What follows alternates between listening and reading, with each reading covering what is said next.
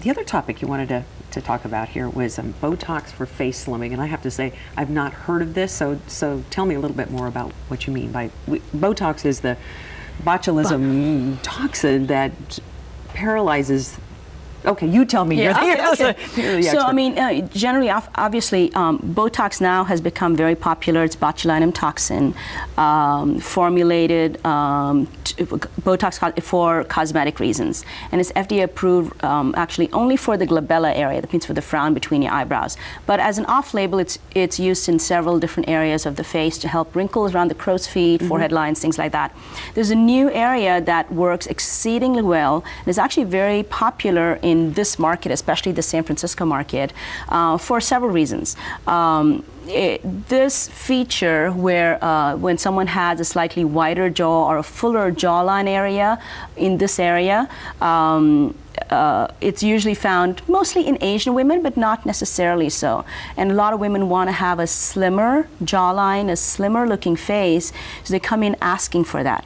So one of the ways it works is that the Botox is actually injected into the masseter muscle. That's the main muscle that helps with chewing or mastication, your chewing muscle. So when you inject in there, the muscle starts to atrophy and you get a slimmer face.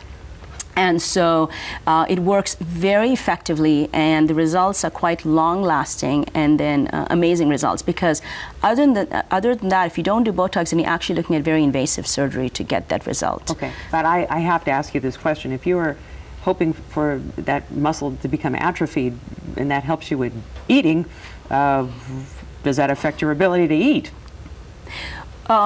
What happens is after the injection is done, about a week later, you will actually notice a little weakness in your chewing. If you're eating a steak or chewing gum a lot, you'll notice that it feels a little weaker. But in about 10 days, your muscle talking. function returns back to normal. Oh, it does? Okay. Yeah, I would hope so. So it doesn't affect. So it's not unless you're trying to lose weight at the same time. It's not a diet. Yes. Oh, I see what you're talking about. So you can see how she has a very square jaw. It gives her face more width, and she's going for a slimmer jawline. So it actually kind of slims your face. It makes you appear like you've lost weight. But obviously it's only, you know, the doctor needs to check you out to make sure that it will work for you. So it's not for everyone. It's for a certain anatomic characteristic. Okay, is this my imagination, or do her lips look fuller?